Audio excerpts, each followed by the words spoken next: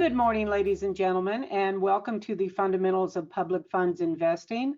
This morning on session 2, we're going to be talking about the government code, what legal investments are in the code, and then we're going to talk about investment policies, the importance of an investment policy, and then actually delve into what we do with it. I'm Deborah Higgins. I'm president of Higgins Capital. We're a broker-dealer that work with local agencies throughout California. And I'm doing this webinar with John Johnson. He is the Chief Deputy Treasurer for the County of San Bernardino. Again, welcome. Next slide, please.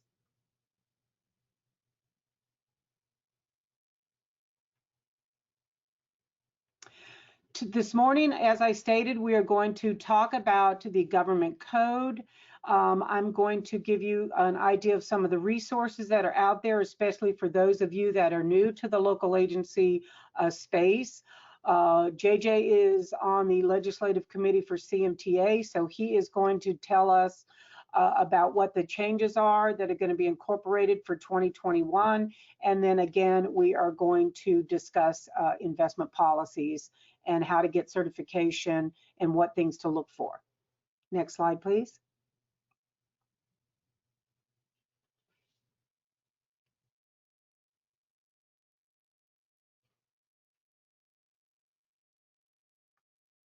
Next slide, please.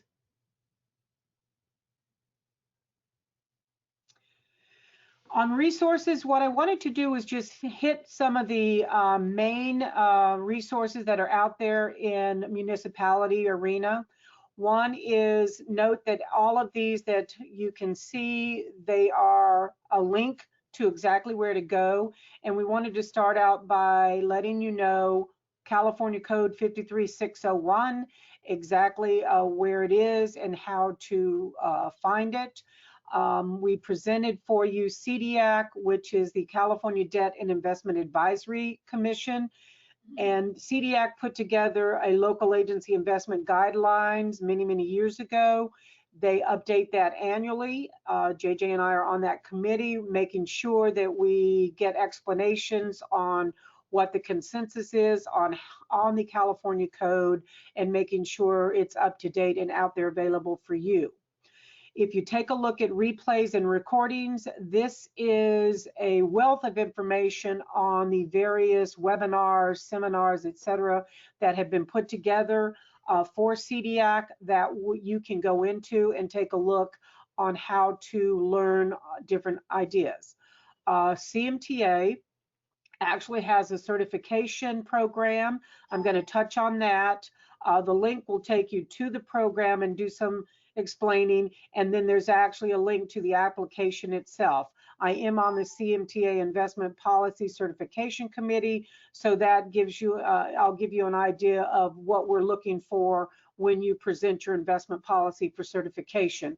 And then the other areas out there, CSMFO for finance officers, there's the Association for Public Treasurers, GIOA is in Las Vegas that is strictly about investing, and then GFOA. There's a wealth of entities out there that you can look up and help you do your day-to-day investments, and you're taking care of what you're supposed to do for your local agency. Next slide, please.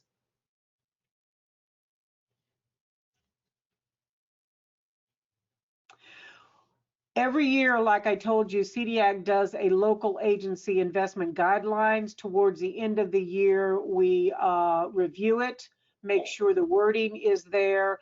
And within those guidelines, CDIAC has put together a figure. I love this figure because you can laminate it and then you know right off the bat exactly what is permissible, the maturities, the percentage of the portfolios, any type of minimum quality requirements, and then the government code sections where they reference these particular investment types. Can we scroll down just to give you an idea? We started local agency bonds, commercial paper. It'll go over negotiable CDs, all the way down to mortgage backs. Scroll down one more.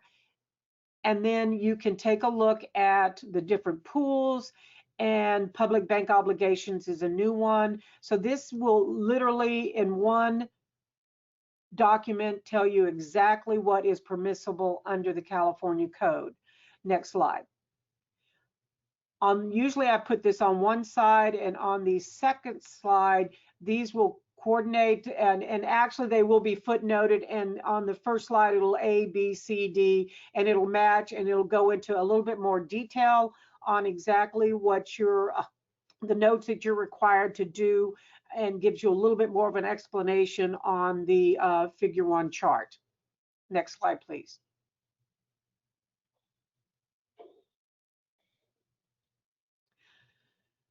So allowable investments, what I wanted to do is just kind of touch base. We wanted to just kind of give you again allowable investments. And one of the things that's important, especially those of you that are new, is to get an idea of, what are we talking about here? So a couple of years back, actually it's been about 5 years back, CDIAC put together a webinar series which went into detail on basic what you're looking at for U.S. Treasuries, muni bonds, government agencies, bankers' acceptances. So when you look at over to the far right, these links, these are actually the webinars that were put together that will explain to you exactly what it entails with U.S. Treasuries, bills, notes, bonds you can't do unless you have special approval, municipal bond market, what's happening in federal agencies and supranationals, understanding BAs. Keep in mind, this is a wonderful way to learn the permissible investments, but keep in mind that these were done several years back, and the CMT, the local agency investment guidelines, is always up to date because legislative changes come into play, percentages change, different things are added. So keep that in mind when you're looking through these webinars, that some of the percentages or maybe investment types have gone better, worse, changed the dynamics. So you need to be aware of that when you're learning. But the basic material for understanding the permissible investments is there. Just don't get hung up on the percentages because they may have changed over the years.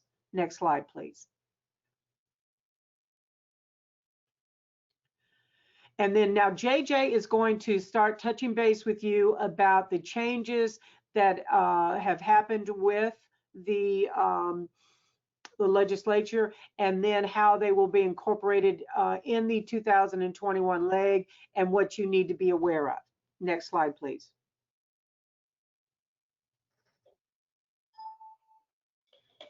Hello, everyone. First of all, I'd like to welcome you to the webinar series, and I'd like to thank CMTA for putting this together, and I'd also like to thank CDIAC for all that they do for CMTA and public finance in California. Okay, so there have been a couple of really big changes legislatively, both at the statutory state level and the federal level, that affect local government investments in California. The first is a statutory change, Senate Bill 998. It was authored by Senator Moorlach, and these are hyperlinks. So if you'd like to click on SB 998 2019-20 chapter, that is a hyperlink that will take you to leginfo.gov, and you can look at the bill and the progression of the bill for further research purposes. But what the bill does, and this was effective January 1, so this is the law, increase portfolio concentration limits for securities authorized under 53601H, that is commercial paper, from 25% to 40% if agency assets under management are over 100 million. Now, one thing I want to explain: counties, the city of Los Angeles, and a city and a county, which would be the city of and county of San Francisco, are authorized under 53635. They have always had a 40% limitation versus 25. But what this law does is it allows cities and agencies that have $100 million under management to invest up to 40% in commercial paper with certain limitations. Now, this bill also drops the 10% of outstanding commercial paper per single issuer limit. Most of these commercial paper programs are very, very large, multi-billion-dollar programs, shelves in some circumstances. And so it really doesn't apply these days. And so the 10% of outstanding per program limit was dropped. However, the legislature wanted, and the author wanted to make sure that we were not adding excessive risk to certain agencies that might not have the capability to, manage credits. And so therefore, there's giveth and there's taketh away. They decided that they would like to have a concentration limit of 10% for any single corporate issuer's commercial paper and medium-term notes. That does not apply to those that trade and are authorized under 53635, only 53601H. And again, a county, a city and a county, or the city of Los Angeles, they trade under 53635. Although, as I read the code, that would also, the combination would apply to the city of Los Angeles. However, they do not manage to anywhere near a 10% concentration, more like a 2 or 3% concentration. And in my opinion, as a former CIO and now Chief Deputy Treasurer, and knowing what the credit rating agencies consider as, a normal risk concentration, I think anything over 5% is probably taking a little more risk with a single corporate issuer than you should, and that's my opinion. But at any rate, the law does limit that combination, so you need to make sure that any changes to your policy, you incorporate that language. Now, what the bill also does is it allows for purchases of U.S. government securities with zero or negative interest accrual in the event of and for the duration of a period of negative market interest rates. Now, the reason this language is in the bill and now law is that previously you could not buy a security that had a negative or zero interest accrual. That was prohibited by California code. We are in a world that is awash in negative interest rate debt. And so we wanted to make sure that we had the ability to invest, for example, in 6-month treasury bills, even though that might create a situation where we have a negative or zero accrual. And there could be the possibility that the Federal Reserve in a severe recession going forward could decide to implement a negative interest rate strategy. In other words, Fed funds would actually be negative, and the assumption there is that the remainder of the curve could trade negative as well. However, the language of the code restricts purchases in California to U.S. government securities. In other words, anything that is pretty much issued under B or F, I think you could rely on in 53601. Those securities that are issued directly by the government, such as treasuries, and of course those that are backed by the government, which is the language, which would include agency securities. The bill also clarified that federally recognized Indian tribes can participate in JPA investment pools. And the law sunsets January 1 2026 unless, it is extended. Now, again, this was a CMTA sponsored bill, and I want to thank Tom Metz, who is the chair of the legislative committee, for all of his hard work that was done on this bill to allow the remainder of local agencies to participate in commercial paper above 25%.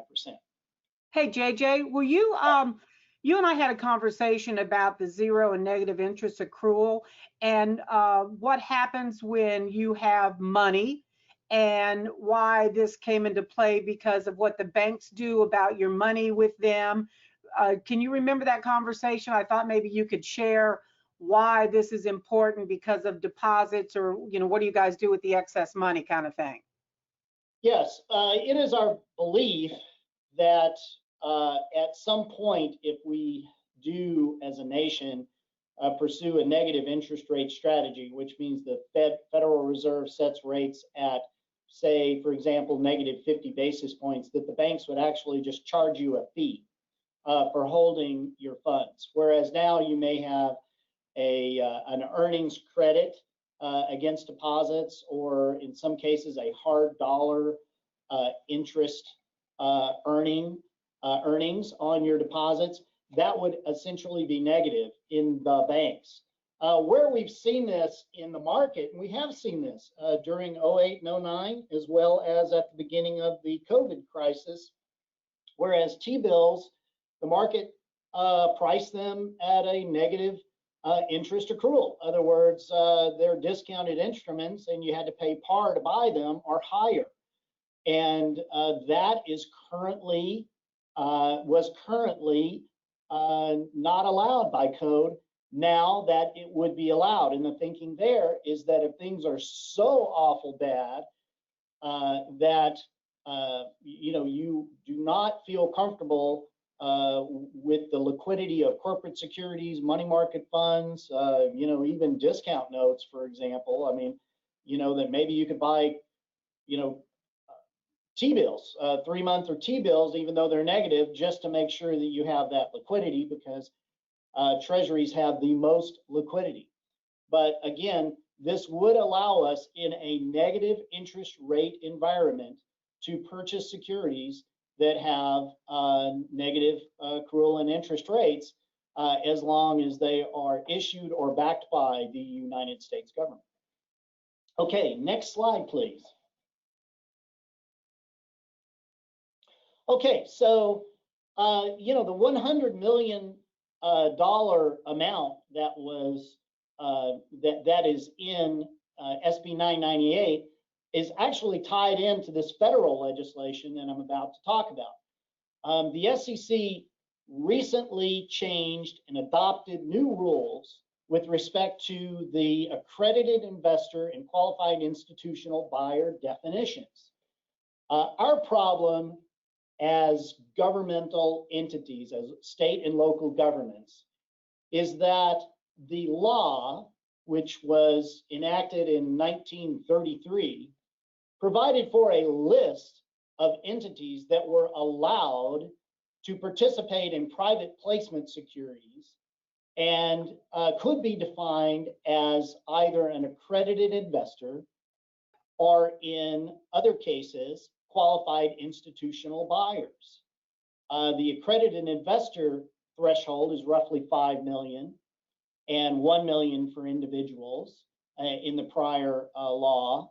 The qualified institutional buyer amount was 100 million. And essentially, we as local governments were not included in the list of entities that were allowed to be considered accredited investors or qualified institutional buyers, even though some of us have billions of dollars under management and run, fairly sophisticated local government pools and treasuries. We were not allowed to participate in these securities. Now, what's the big deal? Well, here's the big deal. Most commercial paper that is traded, between 70 and 80% of the market, is private placement. It's 4A2 Rule 144A paper.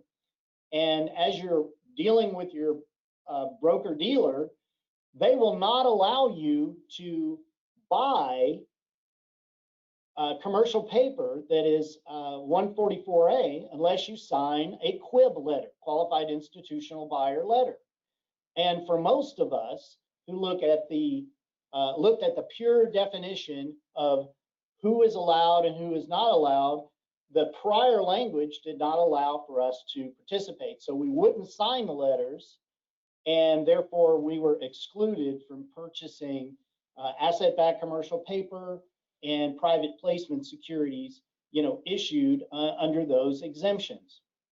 Now, what they did is they changed the language to not just add local governments and state governments in the list. They kind of figured that, that's probably not a good idea because the nomenclature is always changing. So why don't we focus on what these people do as opposed to what they are? So Amendment 144A A1IJ, which was added, encompasses all entity types that are not already enumerated in the law. And that included Indian tribes, governmental bodies, and bank-maintained collective investment trusts. And so that will now allow us to now participate in private placement securities, both on an accredited investor basis on new issue and on secondary issue private placements if we have 100 million under management. Next slide, please. And by the way, the final rule is a hyperlink, so you can go click on that and go to the SEC website to read the final rule. And interestingly enough, there are quotations and footnotes pertaining to the CMTA letter that was sent to the SEC with regard to the qualified institutional buyer change. And thus, that's why the $100 million limit is in SB 998. So these two tied together. And again, the legal standards allow for state and local governments to be considered accredited investors if they have assets under management, investment assets under management of over 5 million, and qualified institutional buyer status if investments under management are over 100 million. So, if you have 50 million, for example, in your treasury, you're not eligible for qualified institutional buyer status, which may prevent you from buying certain securities, but it might allow you to buy other securities that have a lower standard, which is the accredited investor status of 5 million or greater. And this was effective December 8th of 2020. Okay, next slide. Okay, so I've got some information here for you to look at on new issue. The current language with respect to commercial paper, and this is where this affects most of us to a greater extent, is the purchase of commercial paper that may not be 3A3, trade under a 3A3 exemption. And so what this states is that there are multiple exemptions that apply to the issuance of commercial paper, for example, and some of these require you to be an accredited investor, and some also require you to be a qualified institutional buyer in order to participate. Now, this is pertaining to the shelf registration type, original issue. Most of us buy 3A3 unsecured commercial paper. We can now purchase 4.2 and 3C7 and 144A in the secondary markets. And if you look at the chart on the bottom, I won't go over it in detail, but this essentially tells you which exemption applies to, which registration type. So if you're just an accredited investor, You may be able to purchase new issue 4.2, but you can't purchase, say, 3C7. However, if you're a qualified institutional buyer, you can purchase 4.2 new and purchase 4.2 secondary. So hopefully that is helpful. Again, most asset-backed commercial paper is 4.2 144A that you will find in the market.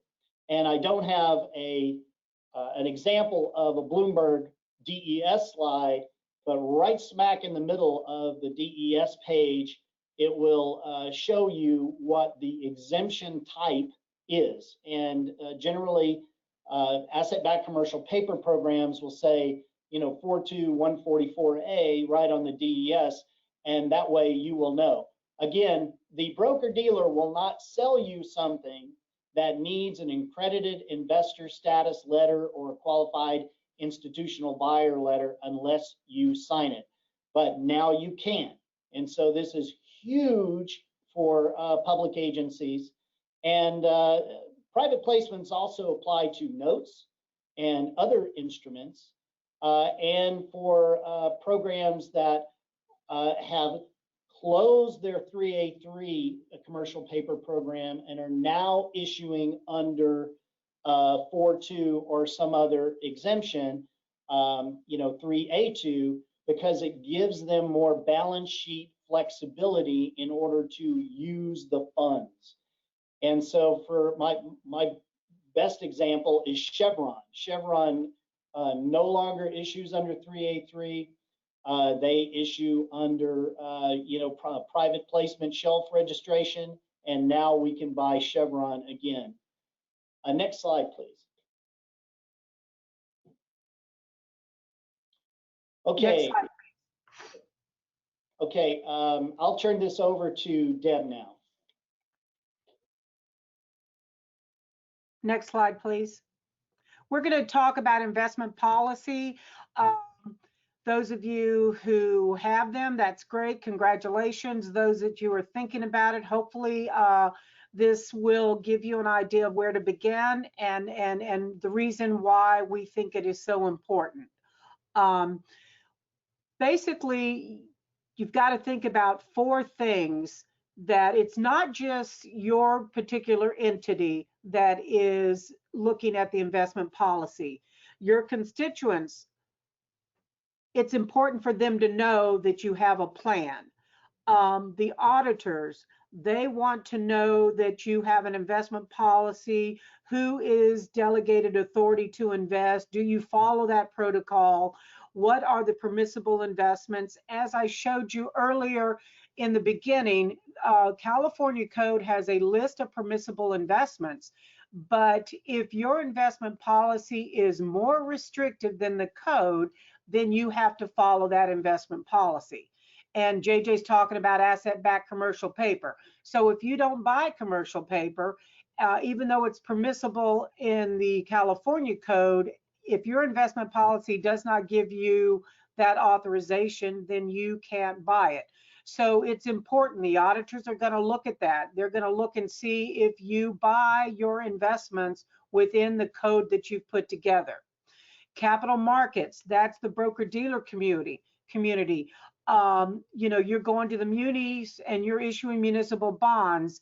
If you're buying and selling, it's very important for capital markets to know when they're working with you on selling your own bonds, whether you have an investment policy and how it is structured. Rating agencies will look at your investment policy and determine whether it's strong enough, and that will go into consideration when they're looking at how you're running your local agency. And it's important that you are aware, as I mentioned earlier, you define in your investment policy what you can and cannot do. You can be more restrictive than the code, but you cannot kind of interpret it loosely. And a perfect example is up until this new change of Senate Bill 998, there were public entities looking at themselves and saying, I am a qualified institutional buyer. They had a legal opinion from their lawyer, the city lawyer or the county lawyer, and so they would go in and buy the paper. But that is a tough gig if something goes wrong and the SEC declared it one way and you looked at yourselves in another entity. So make sure that you match what you're doing with your code and not necessarily with your investment policy, not necessarily the code. It identifies literally your investment objectives, safety, liquidity, yield, your risk tolerance, any kind of constraints on the investment portfolio. It's also important, I'd like to say, that during October, CDIAC will put out what is known as their deadline. They will tell you all the upcoming legislation that is going to affect you from the investments on the new year. And you need to be aware of that and maybe think about how you structure your investment policy when you bring it to council, especially if you only do it once a year. Maybe you structure the timeline to where you can incorporate those changes so that you aren't sitting there with the changes that are coming into play as of December 8th on 144A and then negative rates in 2021, and you're not going to revisit that until September of 21. You may find yourself in a pickle there. An investment policy demonstrates a commitment to the fiduciary care of funds. It lets everyone know exactly how you're going to manage and invest the public's money. It does facilitate decision making. Again, I reiterate, with a focus on safety, liquidity, and yield. Next slide, please.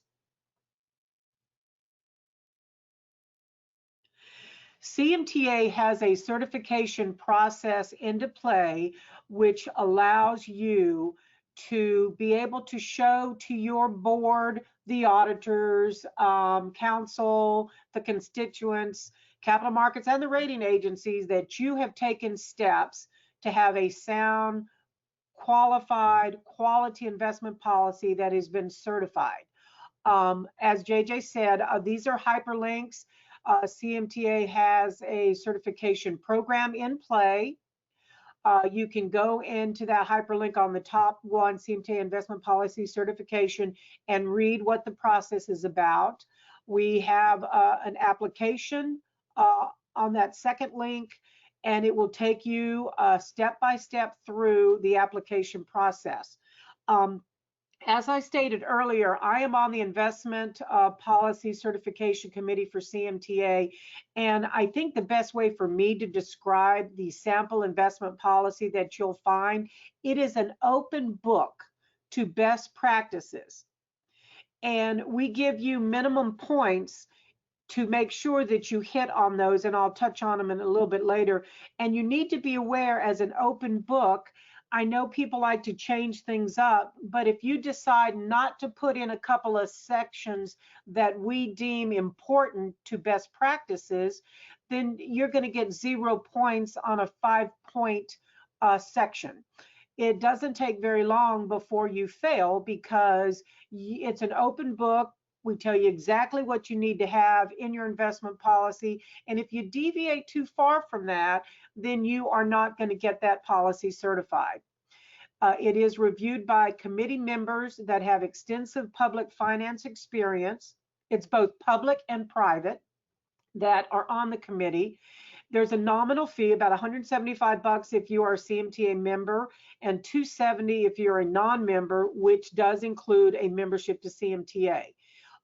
You usually get a turnaround in less than 6 weeks, and you have to have a passing grade of 85 or above.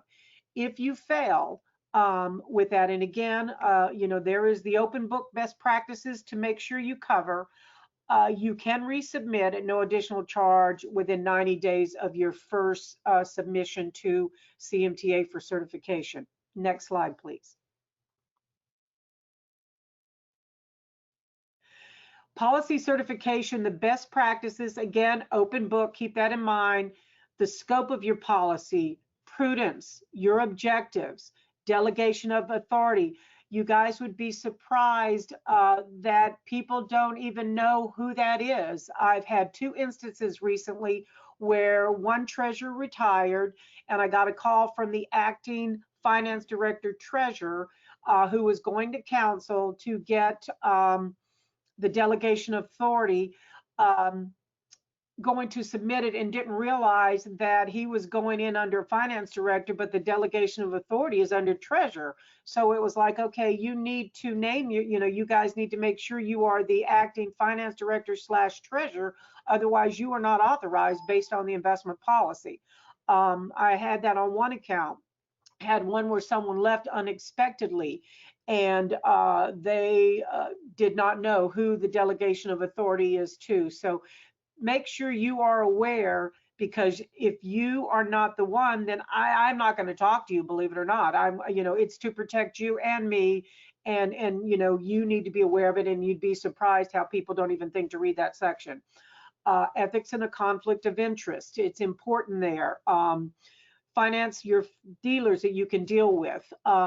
What's authorized and suitable for you. Again, you can be more restrictive than California code. You cannot be less restrictive. How you handle investment pools and mutual funds. Be really aware of the mutual fund. You can do institutional money markets. Be careful there. If NAV has to be steady, the net asset value. You cannot have fluctuations, so you need to understand that.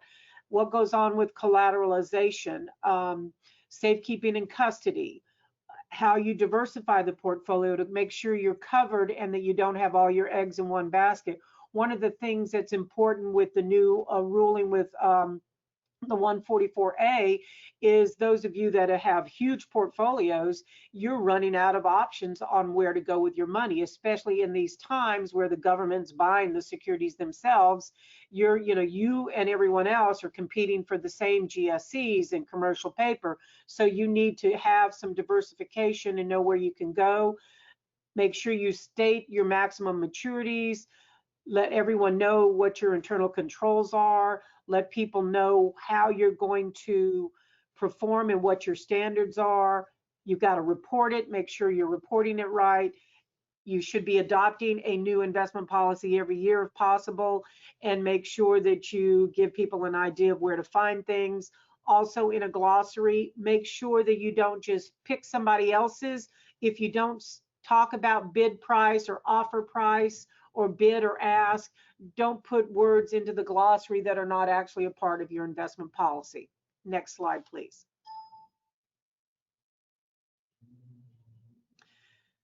JJ, take it from here. Okay, thank you, Deb. We've included a slide on Treasury Oversight Committees. Not everyone has a Treasury Oversight Committee. The law used to state, the code used to state that it was required, and I believe in 2006, I could be mistaken, they changed the law from shall have a committee to may have a committee, and so it's optional now. However, it's a great idea to have a Treasury Oversight Committee if you're running public funds.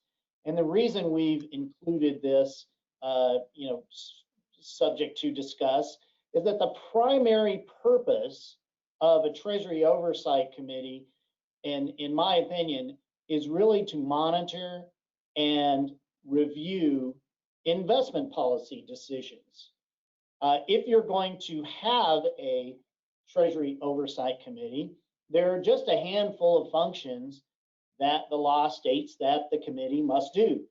They must receive reports, which means you have to produce reports and provide them with information about what you are doing, transactions,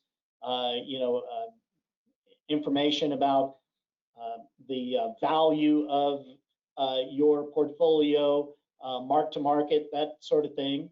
And also, the law requires the Treasury Oversight Committee to cause an audit of the committee functions.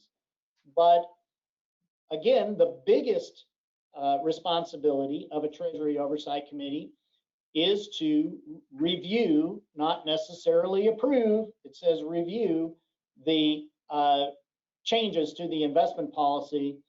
And this is very, very important. This is, again, a good way to have some additional oversight on your decisions, transparency. The committees are not really allowed by code to really intervene in the management of your treasury or pool, only to give advice and oversight.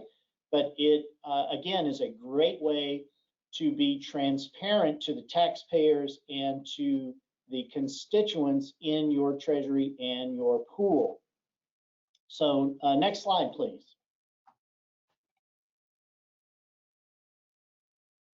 Okay, so a couple of things that I've learned over the years, and a lot of these examples that I'm going to give and discuss are really kind of baptism under fire, and you know, mistakes that we've made or things that we've overlooked over time that we've had to correct. And so this is embarking some wisdom for many years of managing a local government investment pool, as well as updating investment policies. Again, if your treasury pool is rated by a rating agency, it is advisable to ask your rating agency to review any proposed IPS changes to make sure that they are consistent with the rating agency's criteria. Now, they will not approve your IPS. That's not their job. And they will tell you right off the bat, if you're rated, hey, we're not going to approve your IPS. That's not our job. But they will tell you whether or not certain changes might affect, you know, your ratings. And they're very helpful in that regard. So if you do rate your treasury or your pool, be sure in, you know, the process of making changes that you run those ideas by your rating agency. They will be very helpful in that regard. Next slide, please.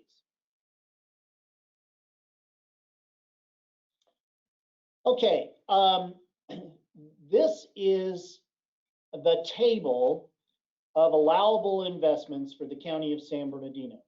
Obviously, you can see some similarities between this table and the local agency investment guidelines tables, and that's not by accident.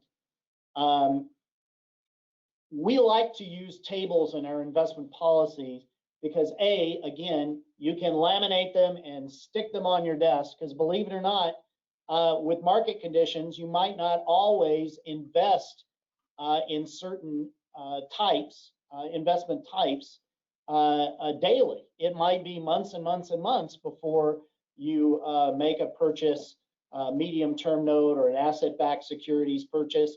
And so you might need to refer to your policy, especially if there are a lot of legislative changes in, you know, in the last few years. You want to make sure that you have your policy right at your fingertips. And again, I'll go off on a tangent here. Everybody listening to this webinar should have their investment policy on their desktop, as well as a copy of the local agency investment guidelines. In the heat of the moment when you are trading, sometimes you need to refer quickly to your policy and to maybe a consensus recommendation that is explained in the lake. You know, please do that. I tell all of my team, you know, make sure that you have those documents easily available to you during trading hours, so that you don't miss an opportunity or you don't make a mistake. Okay, next slide. Okay, here's just a bigger slide of a portion of our table so that you can see it. But you'll notice that we've included hyperlinks to the various code sections. Those are in blue. That is very, very valuable to your constituents, and especially, you know, if you're issuing debt and your bond counsel or whomever, they want to access the code section. If they need to do some research, your city or county council that are reviewing your policy, your governmental body. It's just a great idea to build hyperlinks into your investment policy documents. Also, you'll notice up at the top, it says 31.0 authorized investments. Our policy is indexed. That's a best practice of the CMTA review process, is to make sure that you have an index and a glossary on your investment policy. So again, in your investment policy. So if you're in the middle of a trade and you need to look something up in a 10-page investment policy, you can just go to the index and zip right to it. So, very, very helpful things that we've learned over the years to make the policy easier to use and easier to access. JJ, let me just share too, if you let me have a minute. Sure. I look at your investment policies all the time. When, like JJ said, times change, you've got different accounts. Some clients do the code, some are more restrictive. So I will go into your investment policy and make sure that we're on the same page, because we don't want to have to unwind something because I thought you could do it and you can't, or you thought you could do it and you told me you could do it and then the reality was you couldn't. So investment policies are crucial. They're used a lot. I use them. I make sure I'll go over it and I'll have a conversation with you and say, well, your investment policy doesn't, let you do this. Are you aware of that? So, everybody's looking at these. So it's important to make sure you're aware of that. Thank you, JJ. Thank you, Deb. Okay, next page. Okay, so again, just embarking some wisdom here. There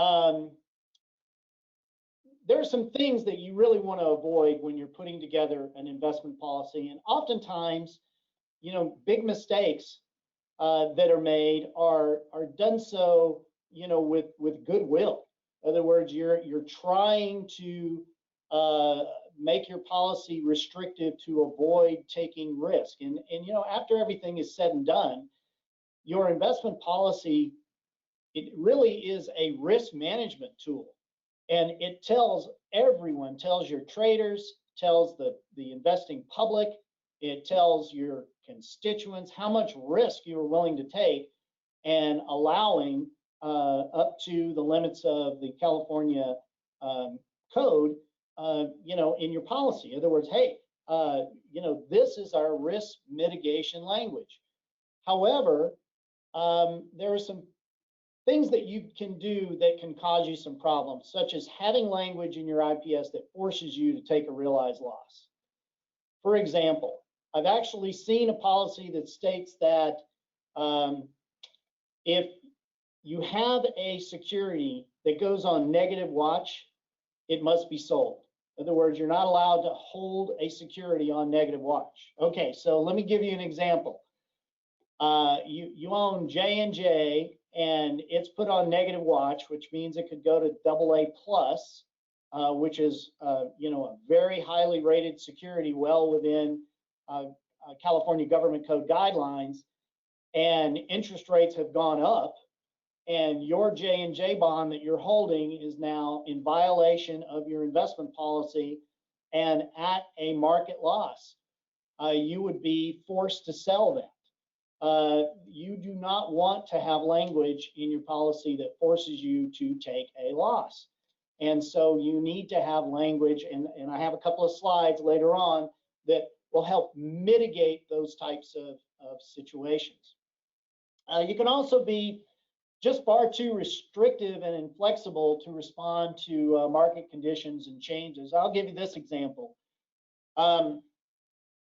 We had at San Bernardino a restriction of 18 months of tenor on medium-term notes leading up to the credit crisis. The reason we did that is because we saw in 2006 beginning in 2006 into 2007, the deterioration of corporate credit. And so one of the ways that we do that, that we manage that credit risk, is that we will reduce our tenor.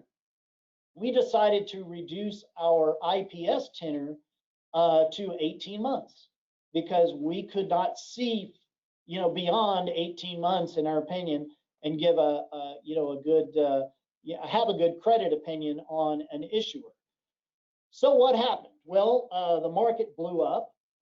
Credit spreads skyrocketed with the collapse of Lehman. All kinds of bad things happened. The Federal Reserve responded with all of the alphabet programs. And one of the programs was to guarantee all corporate debt through the FDIC. And in a nutshell, all of that debt was issued out beyond 2 years. So we did not have the flexibility to purchase that debt because our policy was too restrictive. It only allowed 18 months by IPS standard. And so we had to amend our investment policy, which took time in order for us to buy those 2-year and 2 and 3 year guaranteed government notes that were issued post the Lehman collapse. And by that time, the spreads had dramatically tightened. So we lost a lot of advantage of being able to buy those notes when they were first issued at much, much higher spreads. For example, you can have a 2-year or 3-year or even 5-year limitation on corporate securities, and you can internally manage your tenor as market conditions suggest. Okay, another biggie, and this is why we include the legislative updates in this presentation. Failing to review every code reference in your IPS and update with new legislative changes on an annual basis. And that includes sunset provisions, code nomenclature changes, new code sections, etc. You need to go through your policy on a yearly basis and make sure that every reference to every code section is accurate. There have been cases in the past where we've had chronological changes in the nomenclature for subdivisions in 53601, i.e. A becomes B, B becomes C, and so forth. And if you don't change your policy, then none of the subsequent references are correct. We've had bills that sunset, which means they are not, they're no longer in force. And unless you make changes to your policy, you're basically out of compliance with the code if the law sunsets and changes. So very, very important things to do. Okay, next slide. Okay, here's some examples. And again, some of these I'm showing you are changes that we made because we made some mistakes and we needed to correct them. And some of them, unfortunately, caused us many hours of grief talking to auditors. So for example, in your authorized investments section or somewhere in your policy, you need to have some detail and flexibility with determining your limits, whether they be sector limits or percentage of security exposure. And you need to not only say the maximum limit is 10%, but under what conditions and how do you define 10%?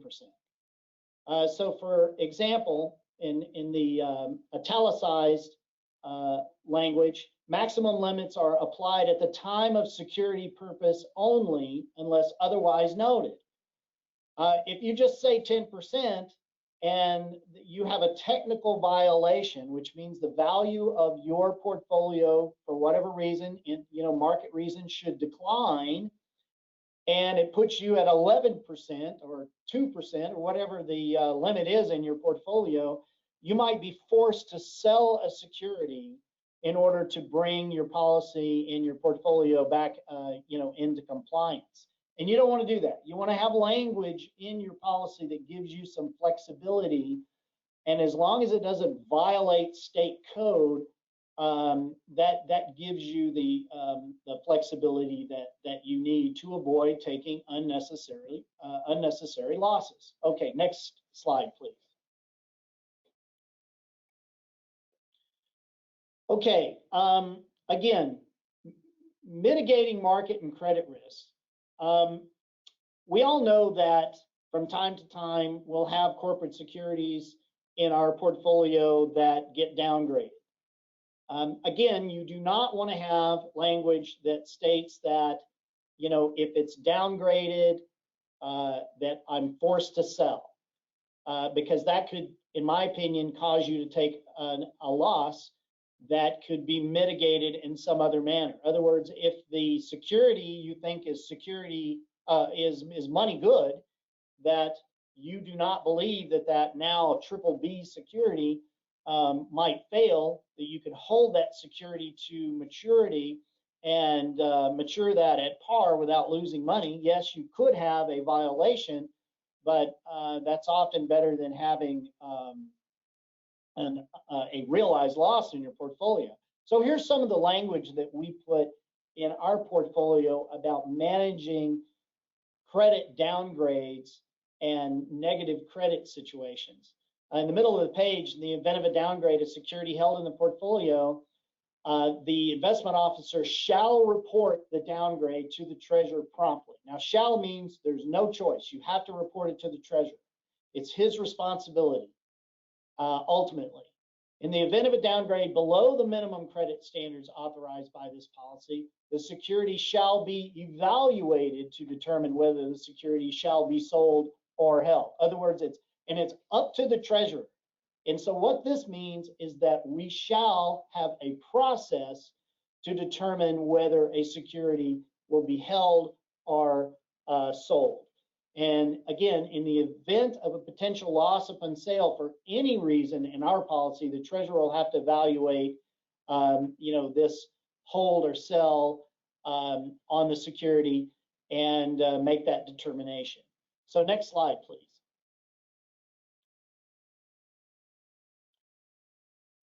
Again, trading and early sale of securities. For the most part, local agency investment pools and treasuries are kind of buy and mold. We do not do a lot of active trading in our pool. We buy and generally hold to maturity. However, there will be times when we do sell securities at a profit or at a loss. I just want to give you a little heads up, is that an economic profit might not necessarily be an accounting profit, and vice versa. You need to make sure that you understand what your value on your books, in other words, what is recorded in your ledger as pertaining to the amortization of that security, as to whether it's a profit or a loss if it's sold prior to maturity. But at any rate, we have a process that in our policy that talks about selling securities, prior to maturity, and what we have to do in order to do that. In some cases, we will actually trade a security at a loss and replace it with a higher yielding security. All of those trades must be analyzed, and we have to be able to produce that to our auditors, and they have to be pre-approved by the treasurer before we can place the trade. Okay, next slide.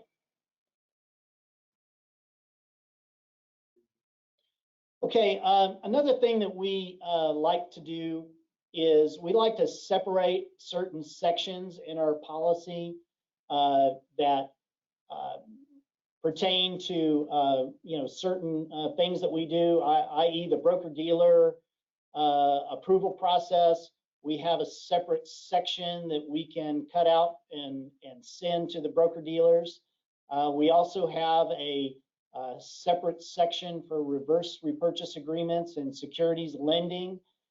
As you know, that's primarily what caused the bankruptcy in Orange County, was that the portfolio was so highly levered and the market went against the securities that were held in the portfolio, and they had to unwind the leverage. And so we like to have separate sections in our policy that highlight those specific areas so that we can share those with whomever, as opposed to having to dig through the language embedded into the policy. We like to put in these special attachments. So, a little idea there. Again, we do have hyperlinks in the presentation to our policy. If you'd like to click on those hyperlinks and look at the San Bernardino County investment policy. I know it's not perfect. There's always things that we can do to improve it, but we do try to follow industry standards and the CMTA, standard format in structuring the policy. Okay, next page.